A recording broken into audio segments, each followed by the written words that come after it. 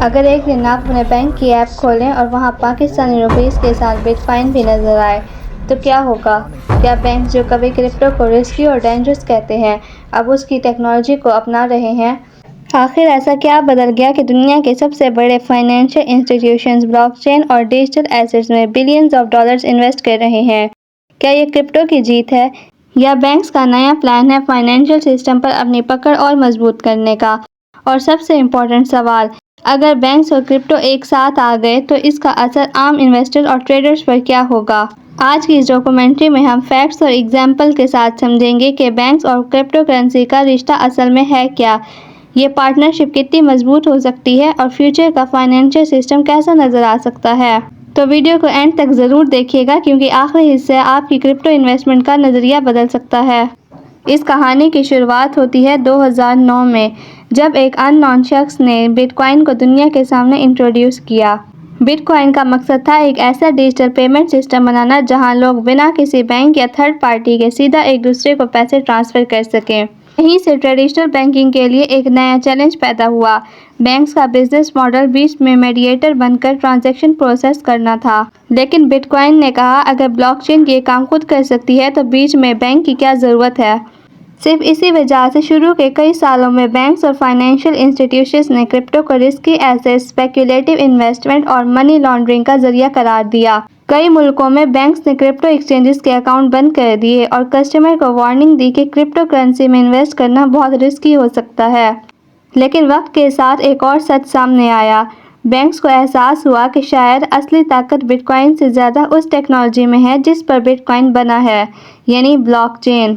اور یہیں سے شروع ہوئی ایک نئی سوچ، جہاں مکمل مخالفت آہستہ آہستہ کیوریوسٹی اور پھر اڈاپشن میں بدل گئی۔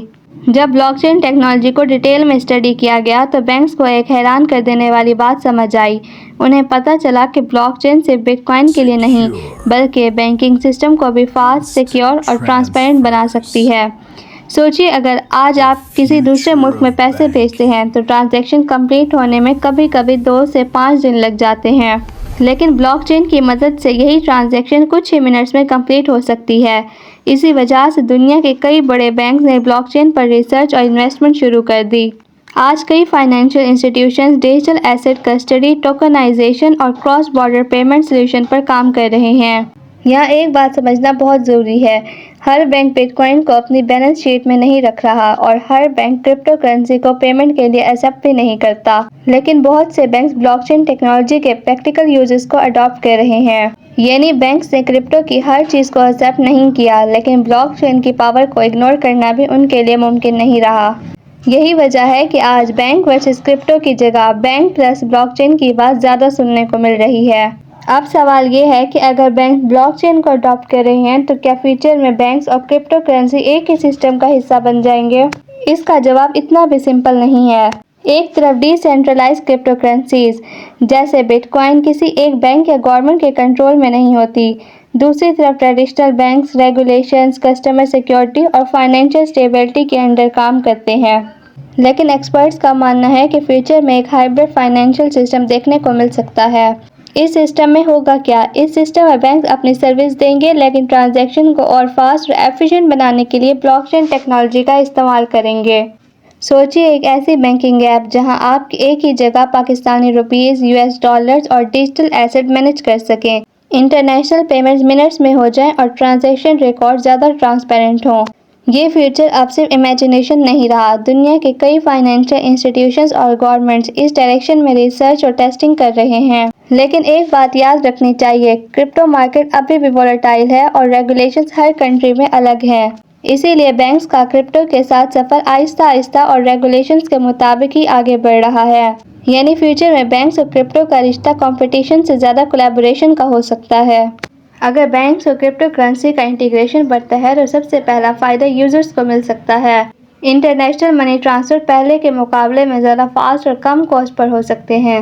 ڈیجیٹل ایسیٹ مینجمنٹ بھی زیادہ آسان ہو سکتی ہے جہاں لوگ اپنی ٹریڈیشنل کرنسی اور ڈیجیٹل ایسیٹ کو ایک ہی پلیٹ فارم سے مینیج کر سکیں۔ دوسری طرف اگر زیادہ بینکس اور بڑے financial institutions crypto ecosystem میں شامل ہوتے ہیں تو مارکیٹ میں انسٹیٹیوشنل انویسٹمنٹ بڑھ سکتی ہے۔ اس سے اڈاپشن اور پبلک ٹرسٹ میں بھی اضافہ ہو سکتا ہے۔ لیکن ہر انویسٹمنٹ کی طرح کرپٹو میں بھی رسک موجود ہے۔ پرائسز ابھی بھی بہت تیزی سے اوپر نیچے ہو سکتی ہیں اور ہر کنٹری کے ریگولیشنز مختلف ہو سکتے ہیں۔ اسی لیے صرف سوشل میڈیا یا ہائپ دیکھ کر انویسٹمنٹ کرنا ہمیشہ صحیح فیصلہ نہیں ہوتا۔ ہم دیکھ رہے ہیں کہ بینک اور کرپٹو کا رشتہ اب کمپٹیشن سے زیادہ کولیبوریشن کی طرف جا رہا ہے۔ آنے والے سالوں میں ہو سکتا ہے کہ آپ اپنے بینک اکاؤنٹ کے تھرو بٹ کوائن یا دوسرے ڈیجیٹل ایسٹ خرید اور ہولڈ کر سکیں۔ آپ کیا سوچتے ہیں؟ کیا فیوچر میں بینکس اور کرپٹو مل کر فائنینشل سسٹم کو بدل دیں گے؟ اپنی رائے کمنٹ میں ضرور بتائیں، اور اگر آپ کو میری ویڈیو پسند آئی ہے تو میرے چینل کو سبسکرائب کریں اور ویڈیو کو لائک کریں۔ Thank you.